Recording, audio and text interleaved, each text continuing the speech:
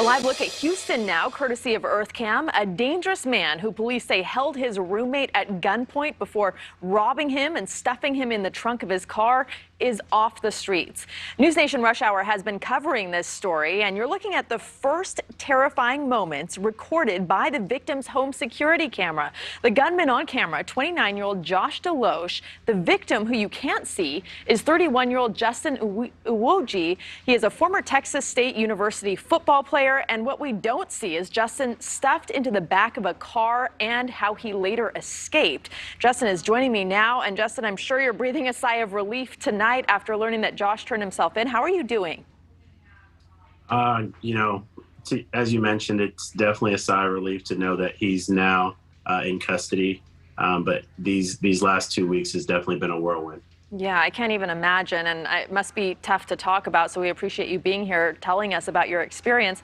What were those moments like to have a gun held to your head and being stuffed in the back of a vehicle duct taped?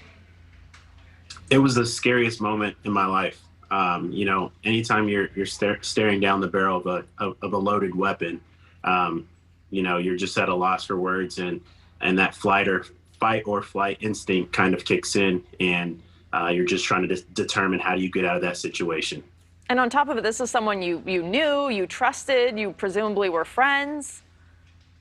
Absolutely, yeah. This is someone I've known since 2016, 2017 time frame. I would consider him a friend. He moved in with me and was renting a room for me for a little over a year prior to this incident occurring. Tell us about how you actually escaped and what was going through your head. The whole time in my head, I was just, praying to God that he'd give me the strength and a way to get out of the situation.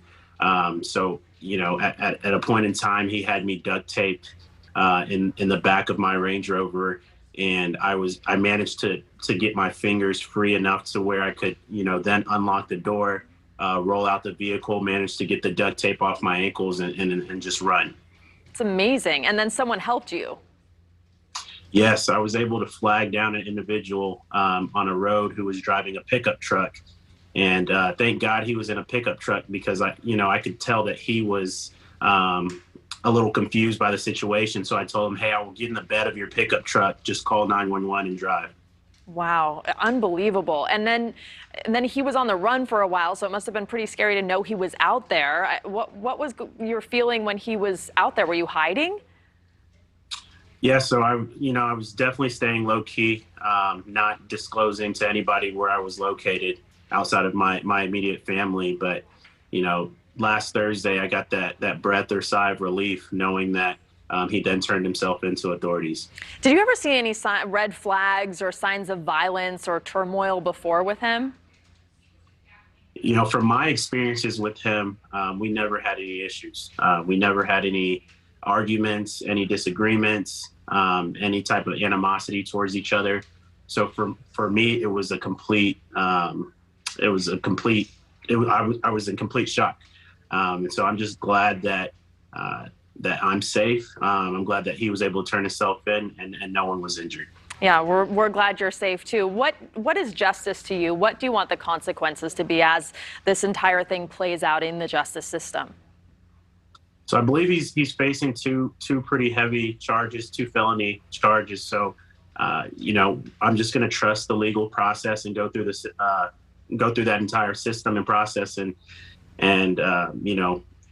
if someone's, has the ability to point a loaded gun at someone and kidnap an individual and put them in the trunk of their own car, I don't think it's safe for that individual to be out on the streets. And the evidence is there clearly on camera and with that witness who helped you. Justin, we're so glad you're safe tonight. Thank you for being here to tell your story. I appreciate it. Thanks for having me. Thank you for watching. Click the red subscribe button below so you can get more of NewsNation's fact-driven, unbiased coverage.